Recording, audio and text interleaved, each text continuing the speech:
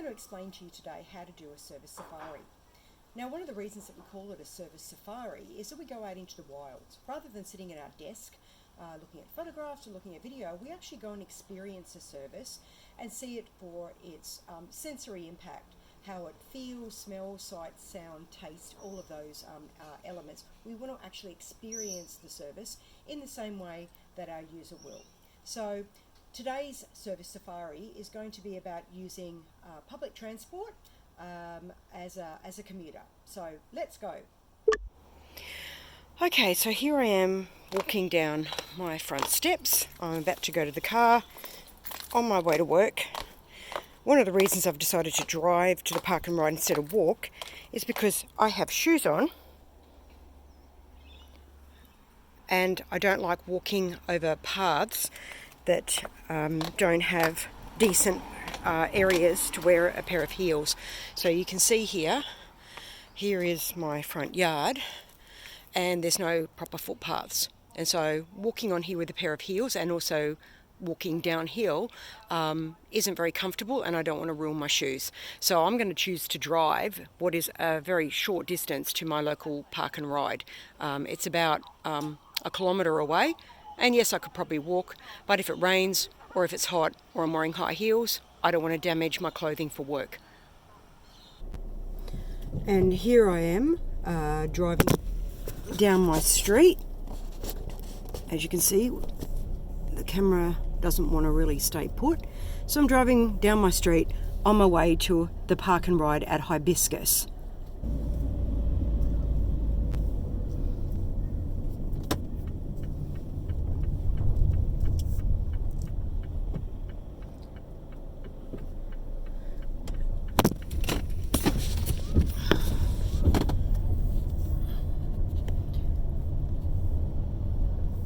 And you can see the Hibiscus Sports Centre there, buses. Up that way is the bus shelter, but I've got to go all down here to actually get to the park and ride. And this is now the entrance to the park and ride. And so now in the park and ride.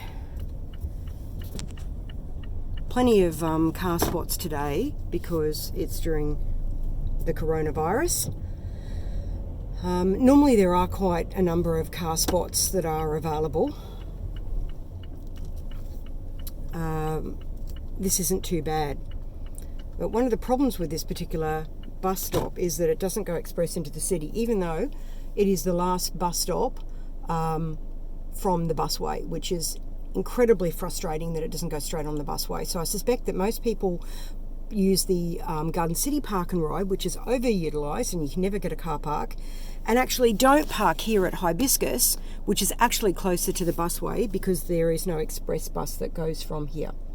So let's now take a walk up to the park and ride.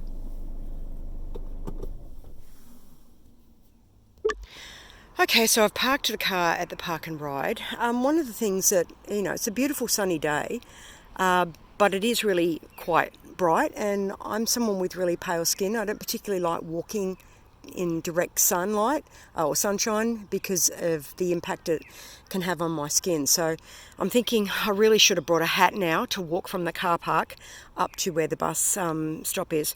I also would imagine that when it's raining, and in Queensland when it rains it buckets down, that you would get utterly soaked walking from this particular park and ride to the bus stop, which has a very small bus shelter, and we'll have a look at that in a minute.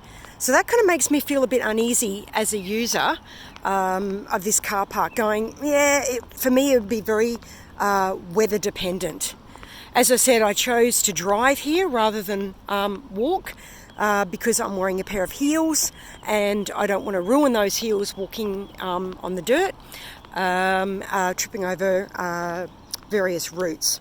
So I'm really thinking very much about my wardrobe as I'm going to commute. I could change shoes, but then I'd have to carry my good shoes at work rather than wear them. And, frankly, I've already got a briefcase. I don't really want to have to carry anything extra.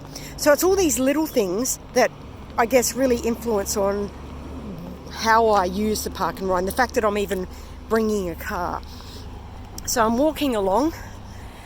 It's not all that interesting. To be honest, it's a pretty average looking, it's got some nice trees, so that's great, but it's just a standard, park and ride, nothing of any great interest or import. But it is nice actually having the trees. I must say that having those tropical plants does feel quite restful, and it is very nicely landscaped.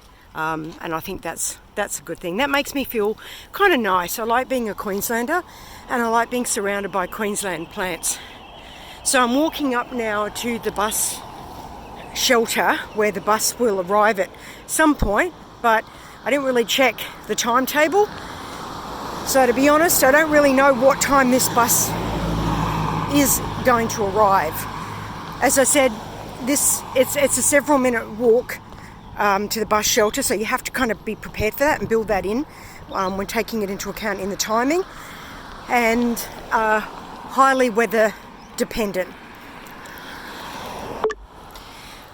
As I walk up to the bus shelter, I'm now walking past my street that I came down and kind of thinking maybe I should have just walked, because in the time it's taken me to walk from the park and ride, it was probably about half the time it would have taken me to walk down my street.